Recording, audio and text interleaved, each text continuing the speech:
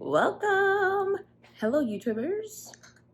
It's your girl D. Welcome to the HVT Collective channel. For those that are not familiar with me yet, and I realized that I did not create an intro reel, which I'll make this my intro reel. Okay, here it goes. Hi, my name is Dee. I am a coach by profession and passion. What does that mean? I'm an actual corporate coach in real life. And then I also have been a coach to my friends and family since I can remember. Anyone that has met me in real life will tell you I am the group's cheerleader and perspective giver. And my favorite phase is, let's unpack that. It's just how I'm wired. I am intrinsically in love with seeing people win at life. It's just something that I love to see. I love to see other people grow and blossom and become the best version of themselves that they can be, myself included. Throughout these videos, I'm really just going to be sharing my perspective on subjects that impact Black women specifically, but can be applied to all women. The reason why I want to speak specifically to Black women is because I'm Black, but also the spiritual and professional development space is very congested with people that do not look like me. I know this because I live and work in it. I wanted to create the thing that I felt I was missing when I started on my spiritual journey, as far as, finding someone that looked like me, that could relate to me and my experience, because let's face it, race does impact how the world treats you. So therefore, race does factor into how you experience life and how life experiences you. Is it true that we are all spiritual beings having a human experience? 100%. My primary hope through these videos is that you are able to find information that resonates with you, and more importantly, that if anything, what I share inspires you to go out and learn more for yourself. Now, I do offer a coaching service on my website. This is not a sales pitch. You are more than welcome to check out my website at your leisure. It is no sweat at all. I will occasionally drop some freebies in the description below, so always make sure that you just hop on there really quickly and scan through the deets of the video just to make sure I don't have any freebies. Otherwise, go ahead, sit back and enjoy this lesson. Oh, conversation. Not too sure what the content of this video is. For this particular video though, I know exactly what we're talking about. So I decided to drop this comment. I don't know why I'm pointing up, because it's literally going to cover the whole screen.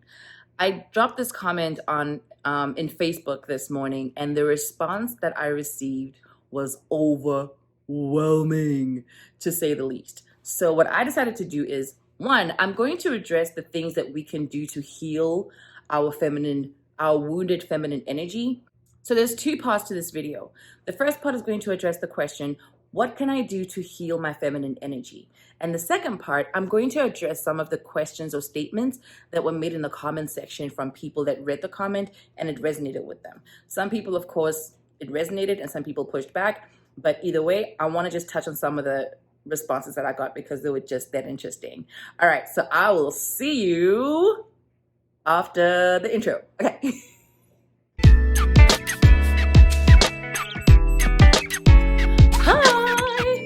Okay, so this morning I happened to be on Facebook and I saw a comment that someone made.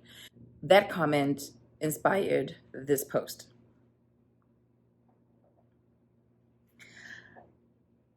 I just find it ironic that I saw this morning right now in the space that I'm in, because if you are following along with the 90-day challenge, the past couple of videos have been about feminine energy and how to tap into it. Yesterday, I did the root chakra meditation, but there was a video prior to that focused on feminine energy, and then practicing the art of allowing, and how receiving puts you and how giving puts you in a space to receive.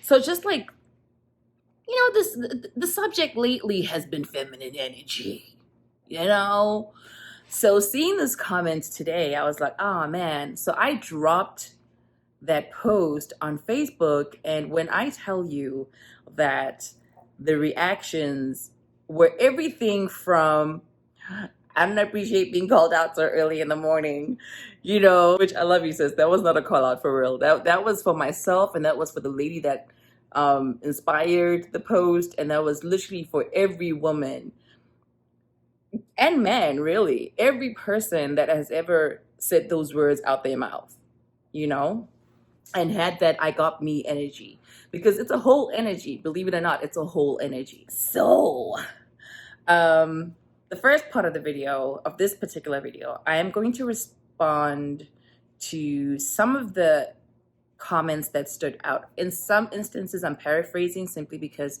to put it all together like that would have been tedious to do. So let's get into it. Scusi. So, oh, by the way, I have my notes in front of me. So when you see me looking down, I'm looking at my notes. And this time around, I actually wrote them out by hand for some reason. Why did I do that? Okay, anyway, focus. I'm back. All right. So someone said, so are we supposed to depend on people to take care of us? And to answer that question, the answer is no. You are not supposed to depend on people. Depending and allowing are two very different things. I believe that as human beings, we're supposed to be self-sufficient, right? We're supposed to be self-sufficient, but we should be open.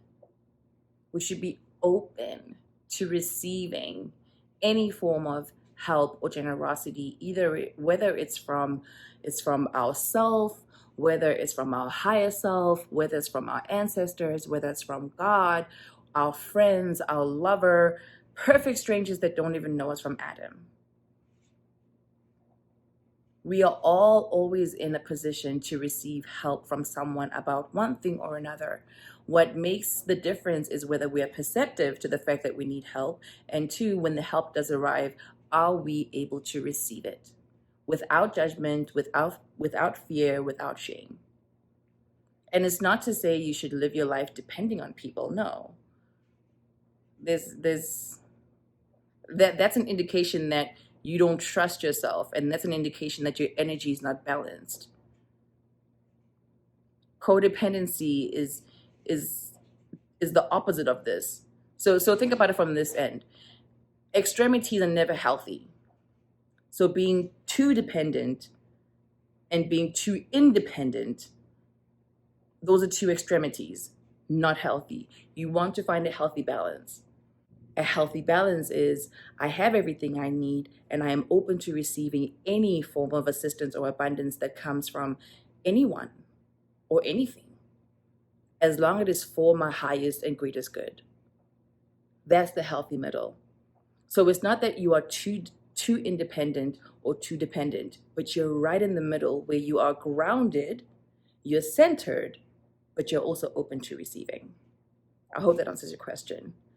All right, the second one was, should we need people? Well, that ties into the first one.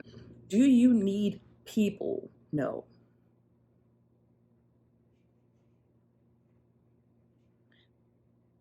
People will come and go in and out of your life at various times for various reasons. A person that is secure in who they are allows, there's that word again, allows for that ebb and flow. It doesn't always have to be a negative reason why they come in and out. Sometimes it can be, right? But you need to be so okay with yourself as an entity and trust yourself so much that you embrace the people that come into your life, but you do so without attachment. With this particular comment, I also feel like it tied into relationships specifically, like, romantic relationships. I think one of the best quotes I read about relationships and love was, if you love a flower, you don't pick it out of the garden and put it in your pocket, because it's yours. That's attachment. Is it warranted? Some would say absolutely. You love the flower. It is your flower. You're going to pick it up the garden and put it in your pocket because it's your flower. But what happens to that flower? It's been plucked away from its life source. It's been plucked away from light, from soil, from getting more air. It dies. It withers and it dies. So really, if you truly love that flower, you will nurture it where it is, allow it to be as it is, and then not even worry about the people that interact with it like that. Allow other people to come and marvel at its beauty. But do you get what I mean though? So that's the difference between loving with attachment and loving without attachment. So when you love with attachment, the word need comes into play. So you don't need your partner. You love them and you want them around. You enjoy their company. But you don't need them. You weren't born with them attached to your hip. And I'm pretty sure, depending on how old you were when you met them, there's a significant part of your life where you function just fine without them. And that goes really for anyone. So you don't need people.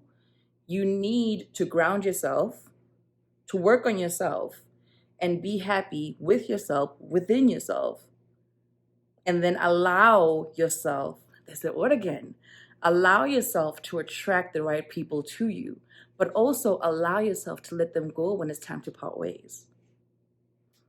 Okay. Trust. Is getting a man that is strong, that has strong masculine energy the answer? That no. No, and no, because it ties into the previous answer that I just gave. Your sole concern in this lifetime is your own evolution as a human being. You know that little GIF, the little video with the kid that's like, worry about yourself.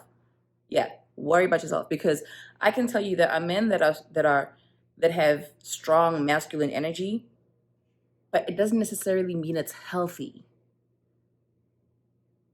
And it also doesn't necessarily mean that their energy is balanced, because you can be hyper masculine, and that's not healthy. Extremities, again.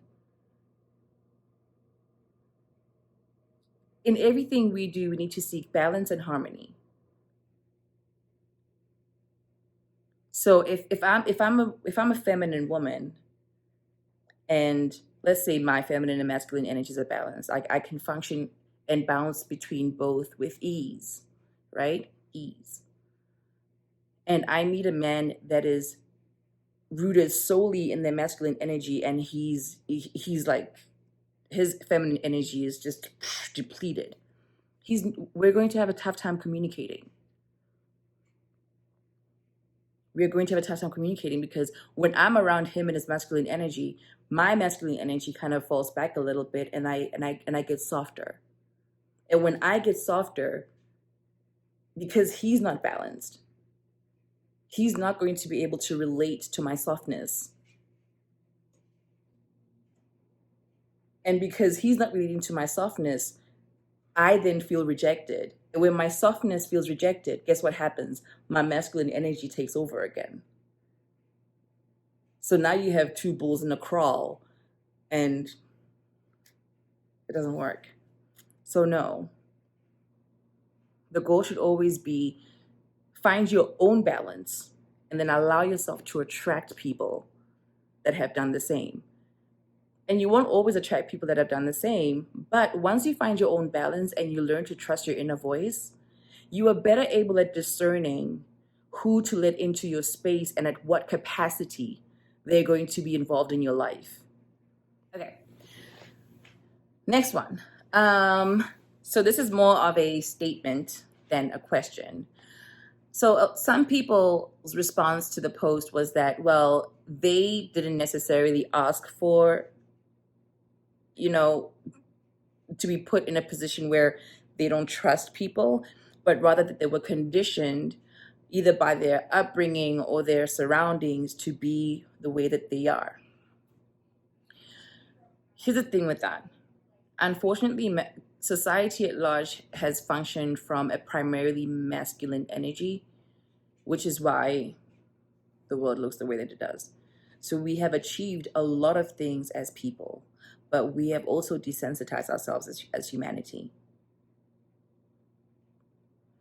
Part of your spiritual growth is going to involve shedding most, if not all, of the belief systems you have either been raised with or created for yourself. Now, to be clear, I'll be the first person to tell you, if you are happy with your life the way that it is right now, ignore all of this. Or take what you want and ignore everything else. Actually, this goes for everybody. I'm not the one to tell people that their life is wrong, because I also believe that we are exactly where we are as far as our life and the way that we feel and experience things. We're all perfect. We are all perfectly where we're supposed to be at this very moment. So again, if you are happy with the life that you live as it is, and you are producing the kind of life, or rather you're creating the kind of life that your heart is just full with joy with the belief systems that you have, keep doing what you're doing. High five. You've cracked the code. But if for any reason you watch this video or you came across that post and you thought to yourself, my life sucks, but I don't agree with this, I would invite you to ask yourself why you said your life sucks.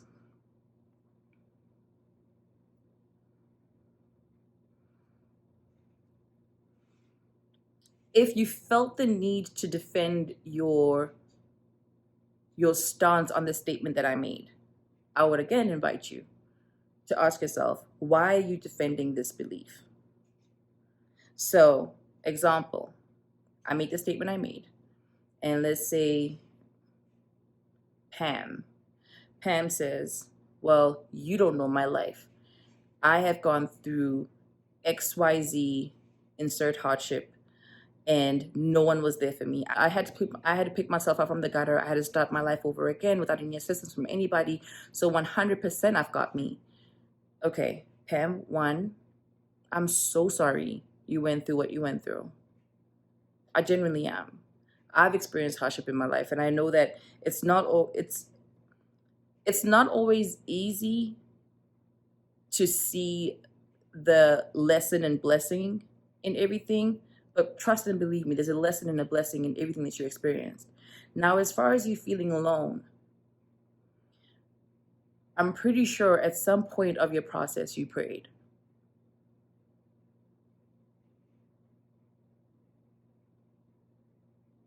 Whether it was for a break, whether it was for a moment of peace or stillness in your heart, at some point throughout that journey that you went through, you prayed.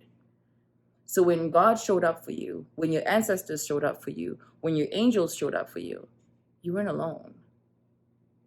You had help. But in that moment, you were open to receiving that help. You didn't see it as help, but you had help.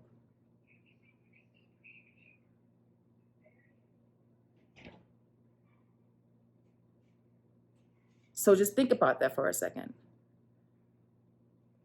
In moments, even when you really feel like you're by yourself, if at any point you have said a prayer in your life,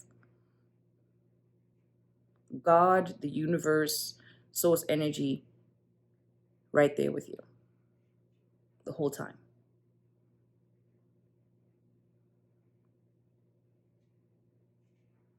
And while I'm speaking about this from this angle, I also want to make it clear that the statement I made was never about other people. We should not concern ourselves with other people. We should concern ourselves with us and our own energy. And the energy is very different when I just know that, hey, I am a responsible adult and I'm able to take care of myself and do the things that I'm supposed to do. And wherever I fall short or whenever I can't go the whole way by myself. I know that I have a support system, whether it's in the physical realm or the spiritual realm or both.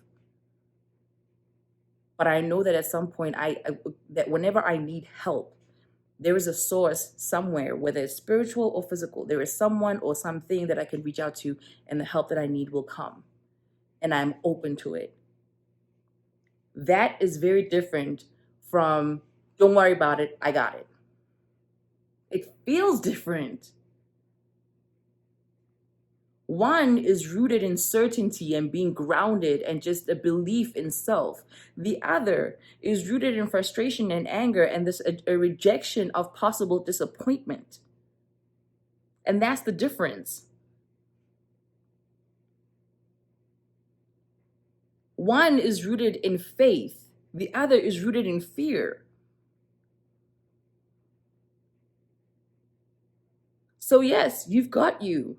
But when you say that statement, again, I invite you, when you say that statement, especially when you say it out loud, are you saying it because it's rooted in faith and trusting yourself and trusting that help will show up if and when you need it?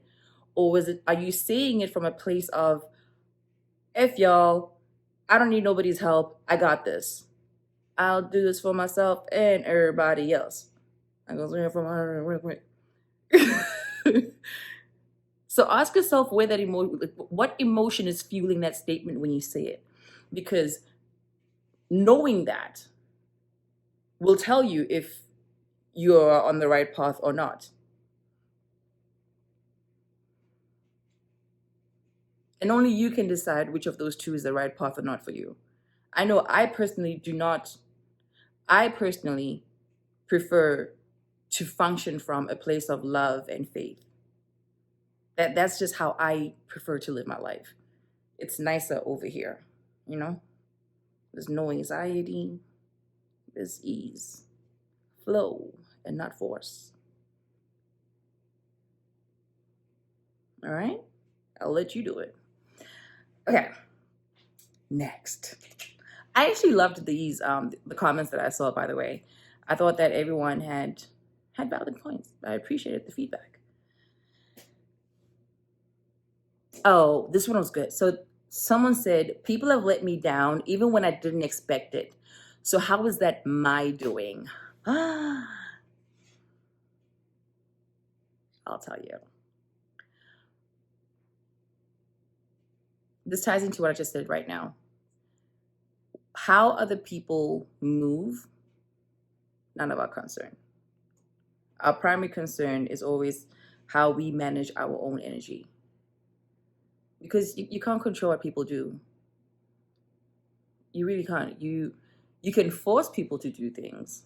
You can control people by force. But as discussed, being in your feminine energy and your feminine essence, force is not a thing. You know, you're flowing, you're fluid, you are allowing. A lot of times, our core beliefs, not what we think, but what we believe to be true.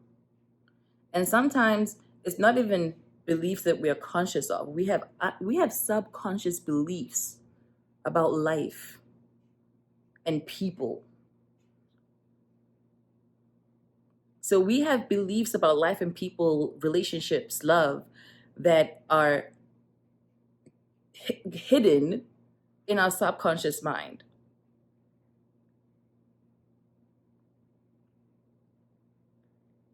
And while consciously you're not expecting it, subconsciously it may be a whole different story. Subconsciously it may be a whole different story. So if, to the person that said this, I would honestly say, take some time and really dig deep and explore what your beliefs around men, love, relationships, and your self-worth are. Because men will be men, they're going to do whatever they're going to do. Love it's a state of being, but some people mistaken it for an emotion that is sometimes used in a transaction, like in a transaction type way. Relationships are how two people that are very different relate to each other. Your self-worth, though, this is what you tell yourself, subconsciously or not. This is what you tell yourself you deserve and are worthy of. I'm going to go into a quick story time to explain how crazy this is. It took me being in therapy, and I was in my 30s at this point, but it took me 30 plus years of life to learn that I had somehow developed a belief that I had to work or I had to earn love. Now, don't get me wrong, my parents were awesome and they didn't do this on purpose, right? But as a child that grew up being embraced and loved on harder when I was achieving things, my brain made a connection that for me to be loved, I had to be the good kid. For me to be loved, I had to be well behaved. For me to be loved, I had to. For me to be loved, I had to. I wasn't even aware of this. It's not something I was aware of. And this is why therapy is amazing. I would honestly recommend people go to therapy because therapy is dope. So I had to unlearn that belief. I had to deprogram myself from that and replace it with the new lesson. And the new lesson is that I am worthy of being loved simply because I am. And it's true. The fact that I exist, I'm already loved. The universe loved me enough to put me here. And I can tell you that when I made that switch, my dating life changed. Because I no longer sought people that I needed to do things for. My requirements are just very different now. Because now I understand that I don't have to earn your love. You are either loving or you're not. And whether you are loving or not is none of my business. I know what I am.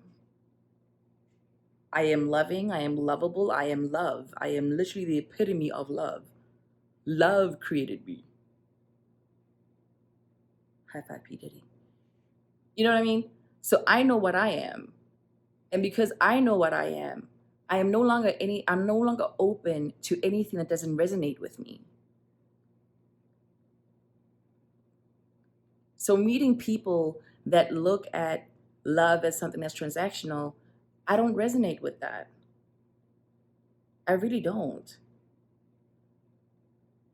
So when I come across those people, we don't even get to that point. We kind of just like orbit around each other and go our separate ways. You know, it never sticks. It's like there'll be that attraction and it's like, go your way, I go mine. Take some time to explore what your core beliefs are about yourself and your self-worth. As you sit here today, what do you think you deserve in a partner?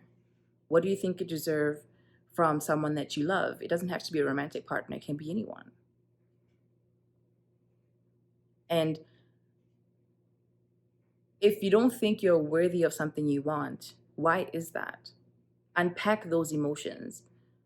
Dig deeper. And once you get to the core of that belief, address whatever it was that happened in your life that helped to create it. All right. So I think I covered the general context of the comments that I saw. If I missed one, or if you have one that you'd like me to address, feel free to drop it in the comments and I'll go ahead and create a video responding to you. Okay, so it's a part 2 of this. This is going to be a very long video. It's all happening now and I'm doing a video a day. So, okay, let's just get into it. Perfect. So we went over the comments from the post, and now I'm going to cover things that you can do to heal your wounded feminine energy. You ready? So, how does one actually heal the feminine wound? The first thing I would recommend is you tap into how you feel. Remember, feminine energy is linked to your emotions. Our emotions are energy in motion. You are energy, right? We are all on the same page there, right? As people, we are energy. Your emotions are energy in motion, so they will point to where you need to focus at any given time. So tap into how you are feeling. And when I say how you feel, I'm not saying in response to external factors, but just inside, like right now, this very moment. How is your body feeling? Where are you holding any tension? Where are you tight? Where are you, maybe, is your fist clenched? You know, if it is, open up. Open up. Okay? So tap into how you feel, because in order to heal, you have to feel. You can't heal what you don't feel. So tap into how you're feeling. And while you are doing that, reach out to your inner child. I'll be the first person to tell you that if you don't have memories from your childhood, you blocking out your childhood is a trauma response, and I would strongly recommend therapy. Like if I was your coach and I was working one-on-one with you and I said to you, hey, tell me what your favorite childhood memory is. And you're like, I don't really remember anything up until the time I was 18. I'd be concerned. I'd be concerned for two reasons. If you don't remember it yourself, we all remember stories that we were told about ourselves as children by the people that we grew up around. I know I have memories that I know for fact are not mine. But because I grew up hearing these stories so many times, I have committed them to memory as though they're actually my memories. Like my sister has a story of how my dad left us on the beach and I just went into the ocean and she panicked because she couldn't swim. And I was just having the time of my life. And she lost a shoe. This is my sister's story. She lived it. I was a toddler. There's no way I remember that. But because I remember her telling the story so many times, it's become my memory. You see what I mean? So if we're having a conversation and you're an adult and I'm like, hey, so tell me about your childhood, and you're like, well, I don't really remember anything, that would be a flag for me as a coach and say, hey, maybe you want to reach out to a therapist to kind of work with you on this one, because something's amiss, you know? But reach out to your inner child. And by reach out to your inner child, I mean, try to think as farthest back to your earliest childhood memory, right? Your earliest childhood memory where you felt anything that wasn't joy or being carefree or love.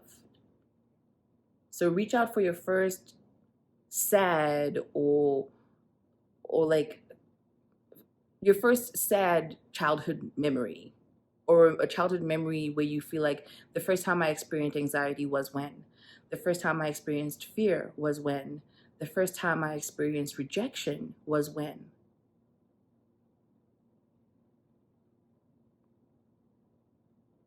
So reach out to those kind of emotions. Don't force it, you know. Whatever comes up, let it come up and sit with it. Sit with it. Feel those emotions. And if you can try and picture that moment exactly as it actually happened, like where you were, if you can, like where you were, what was happening around you.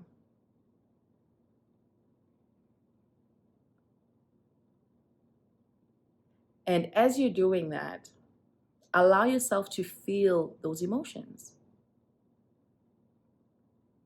allow yourself to feel those emotions as if they were happening right now, because sidebar and fun neurological fact, neurological and psychological fact.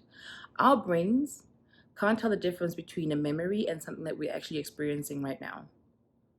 And that's why whenever you have a fond memory of something, you start to smile as though it's happening, even though it's actually not happening and I'm sitting in a room by myself. But because I said fond memory of something, I had a fond memory and that's why I was smiling. See what happened there? So our bodies, because our mind can't tell the difference, our body can't tell the difference. So when you're doing this exercise, I would strongly suggest do not do this in public.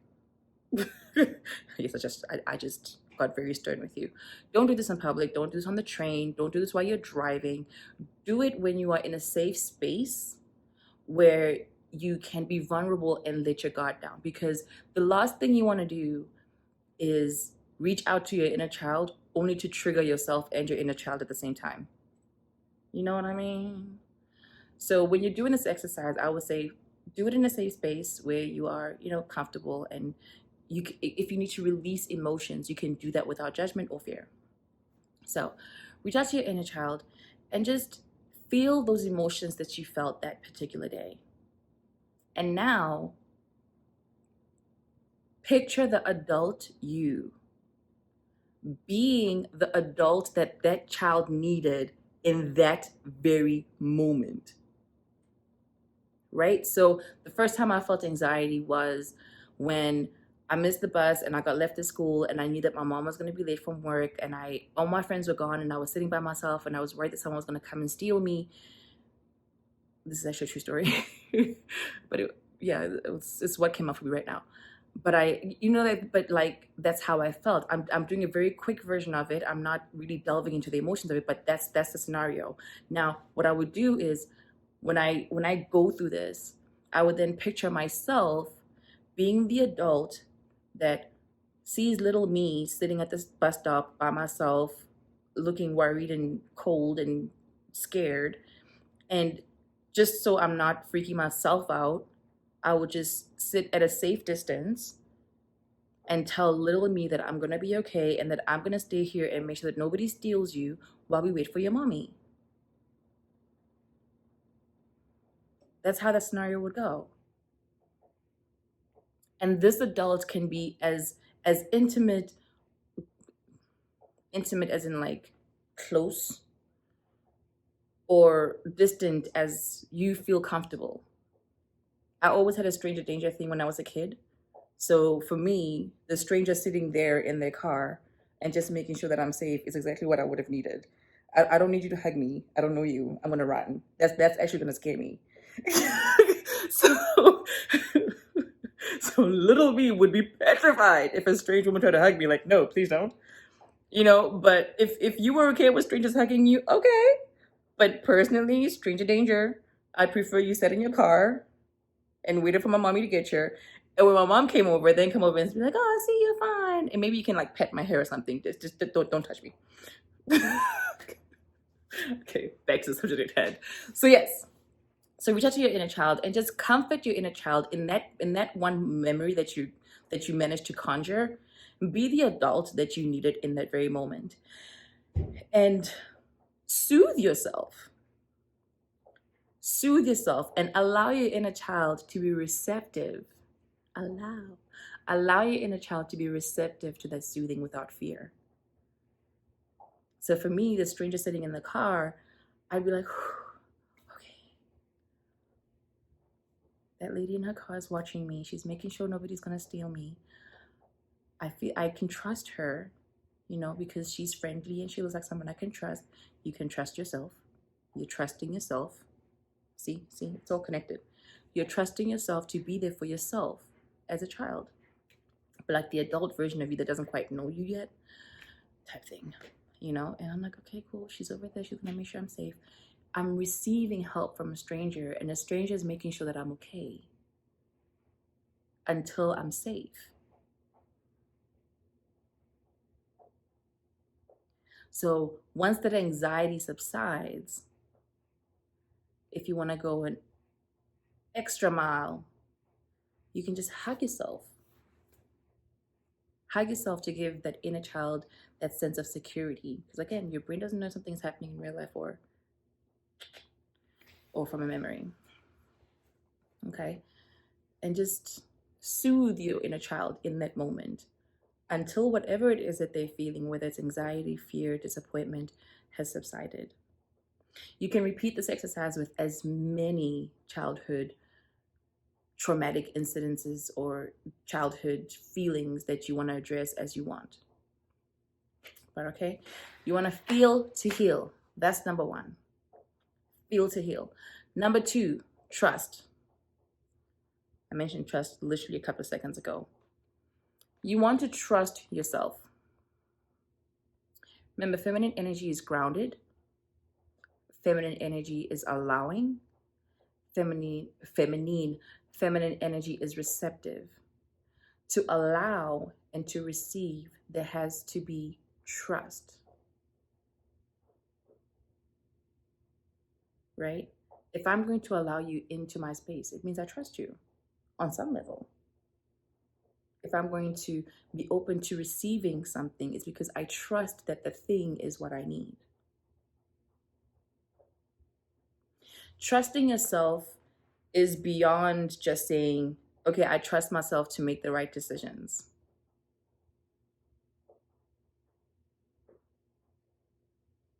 It includes, but is not limited to, saying things like, I trust myself to experience the experiences that I draw towards me, knowing that whatever happens to me happens for me. All right, just trust yourself. Trust yourself to know that you make the best decisions for yourself. Trust yourself to know that you listen to and follow your intuition.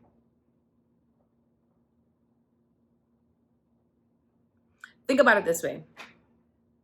As a person, if you tell your friend, hey friend, you need to do this, and your friend ignores you, and you say it again, hey friend, you need to do this, and your friend ignores you, and then this dynamic keeps going on, whether it's about the same thing or different things, at some point, as a friend, you're going to check out.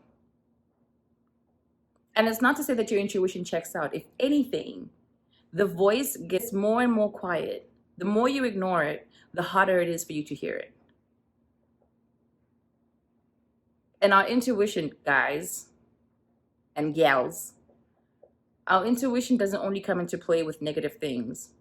Our intuition oftentimes leads us to the things that we need to do to get to the next step of whatever the process we're in is.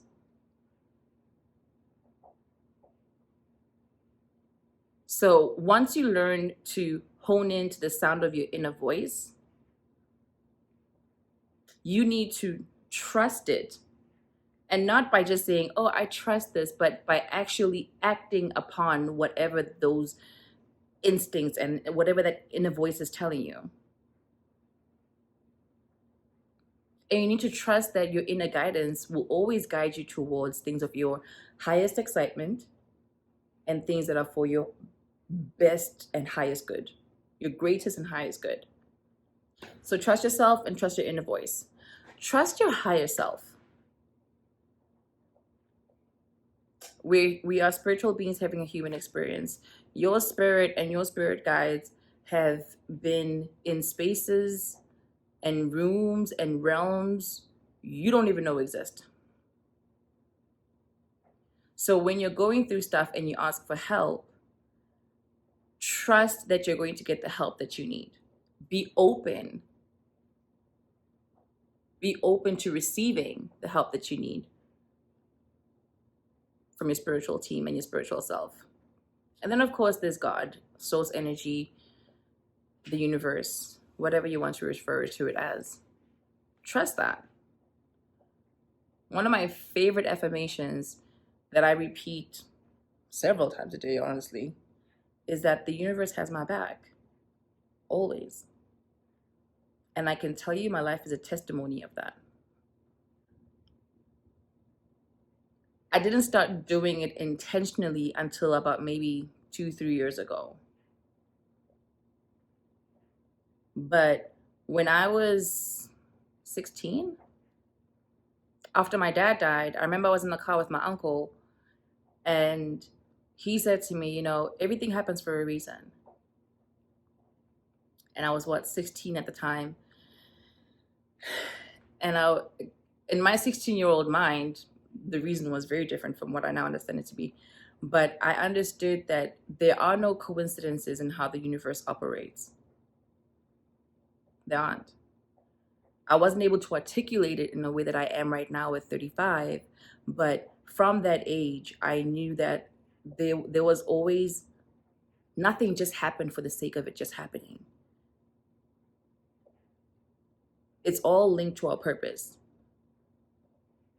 And how close or how far we are from actually discovering what that purpose is depends on the decisions that we make, because free will is a thing. So if I had decided to keep on ignoring my intuition, if I had decided to keep trying to be this person that I thought everybody else wanted me to be versus just being myself, my life would look very differently than what it does right now. But it wasn't until I realized that I had to redesign my life myself, for myself, on my terms, because it is just that, it is my life. And that's not something I can do with my parents. It's not something I can do with my family. It's not something I can do with my partner, my friends. It's something that I have to have a discussion with myself, my higher self, and God. And with the help of my ancestors, got this on lock. All right? And then the final step. This one can be tricky. This one can be tricky, but it's so worth it when you do it right. And sometimes not doing it at all is the right thing to do. Ladies and gentlemen, I'm talking about forgiveness. Yeah. If you can't forgive someone, like truly, genuinely let this go. It's okay. Just park the issue and come back to it when you're ready. There is no timeline on when you are meant to forgive something. You determine what the timeline is.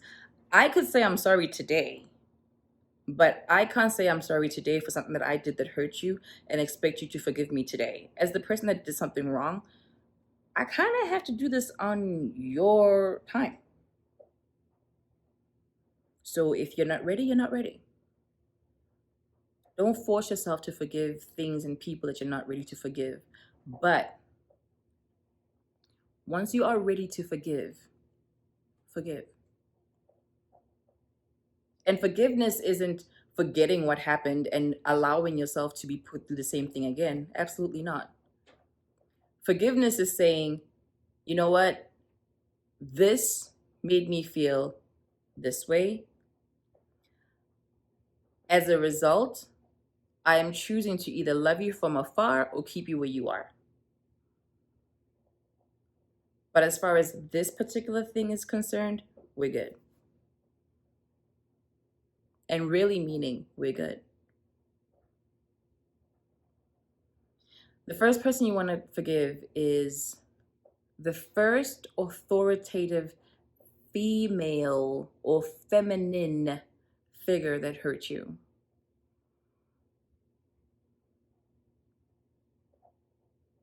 And you'll be surprised that for the average person, this is their mom.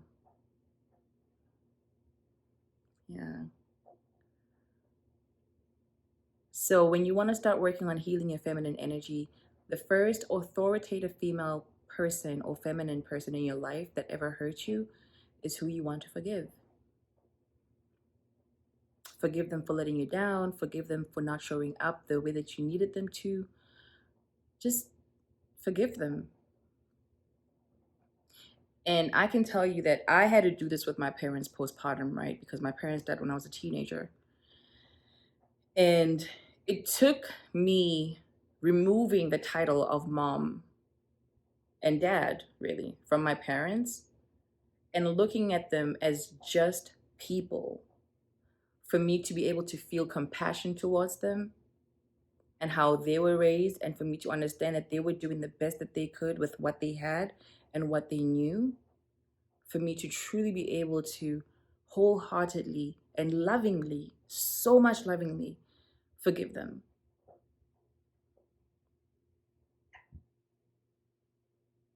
I don't know why I added so much, but I just very much so forgave them lovingly. My forgiveness came with a wave of love.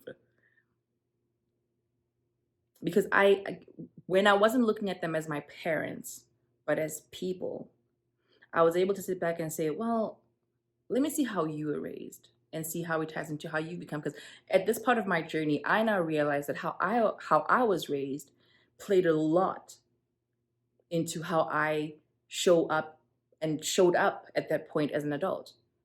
So I was able to then do the same for them and say, you know what? Based on how you were raised, I can see why this made sense to you. So from that point, because I'm looking at them as just people and not mom and dad, it was so much more easy for me to feel compassion for their inner child and love on that inner child, and then the adult, and then my parent. Okay? When you're working on your feminine wound, the first person you want to start forgiving is the first authoritative figure that ever hurt you or let you down. And the second group of people that you want to forgive are just people in general that you expected, or rather people that set an expectation that they would be there for you and then didn't deliver. Now, this is different from people that you just expected to do things, right? That's your fault. But if someone says to you, I'm going to do this for you, and then they don't, that's on them. Now they are wrong. But if I'm just living my life and you're expecting me to send you $2,000 and I don't, that's your fault. Why did you have that expectation? Unpack that for yourself. Okay? And then last but not least on the list of forgiveness, and we're almost at an hour, so I'm going to try and wrap this up ASAP. Forgive yourself. Forgive yourself for every time you have projected your insecurities onto other people. Forgive yourself for every time you have expected other people to be mind readers and cater to your needs when they did not know what those needs are. Forgive yourself for every time you expected things from people when they had either not given you a reason to have those expectations, or when they had given you every reason not to have those expectations in the first place. Forgive yourself for all the bad decisions you made because you were just not in the right space. You get where I'm going with this. Reflect on how you've interacted with the people that have let you down. Reflect on how you've interacted with the people that you have let down. Forgive yourselves for those relationships. Forgive yourself for your part in the demise of those relationships. Forgiving someone shouldn't always need a conversation. Sometimes you just can't have the conversation. Like I just told you guys, with my parents, I did this whole process after they had passed on, like almost 20 years later, right? So when you are unable to actually reach out to someone and ask for forgiveness, or when you're doing this with yourself, there is a Hawaiian, it's like a prayer / mantra. It's called Ho'oponopono. It means to make right. And it's literally just you repeating the next 4 lines over and over again, either to yourself or to the person you want to say it to. And it's the following. You say, I'm sorry. Please forgive me. Thank you. I love you. So those 4 lines. I do this whenever I do like some self-healing exercises. I'll just put my left, which is my receiving hand over my chest, and my giving hand over my left. Now we have a circuit, My hand receives energy from my heart, giving back. See how that works? Yeah. So, ooh, okay. So I'll put my receiving hand over my heart, and I'll put my giving hand over my receiving hand. And you can just close your eyes. And now picture the person that you want to say it to. You can picture yourself. You can picture anybody, anyone that you want to forgive right now.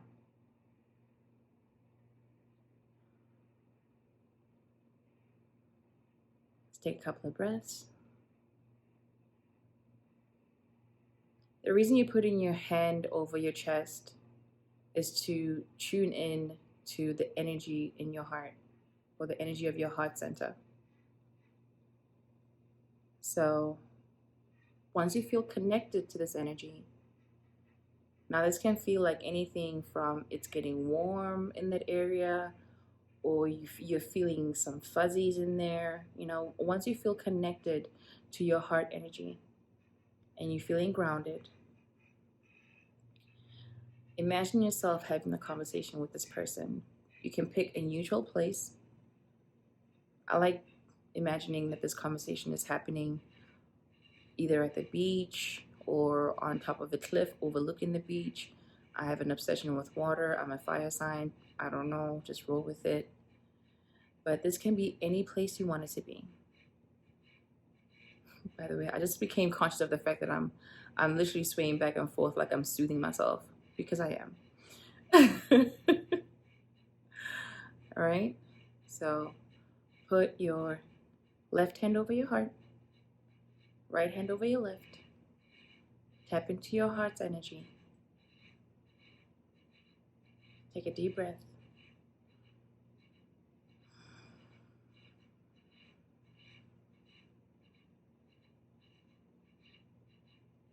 Take another one.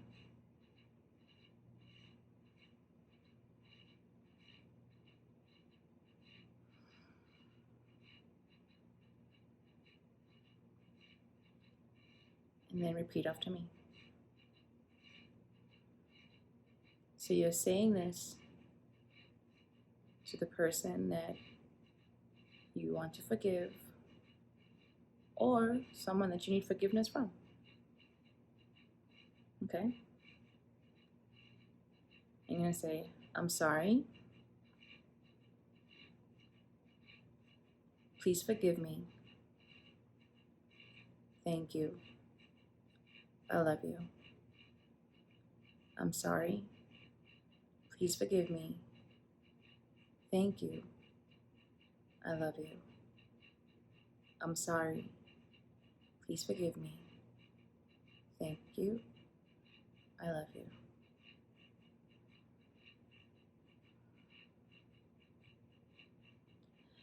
And you can do that and say that as many times as you need to. I know for me, the first times I did this, I literally cried. Just because I had been bottling to so many emotions for so long that I had to have that release. So the first couple of times I did this, I cried. So if you find yourself crying, that's okay. That's totally okay. But I really hope that you guys stay through the end of the video. It's an hour long. And that you were receptive and allowed me to speak to your heart and allow yourself to process what I shared. If you don't agree, please comment. Let's have a conversation about it. If you agree and you found this helpful, please feel free to like, share, and pass it on to your friends and family, because we want to make sure we want to spread the love. Let's spread the love and share the healing. Okay? All right. I'm going to hop off. It has been lovely as always. I love you guys. Hasta mañana. Oh, go out there and be great. Forgot to say that.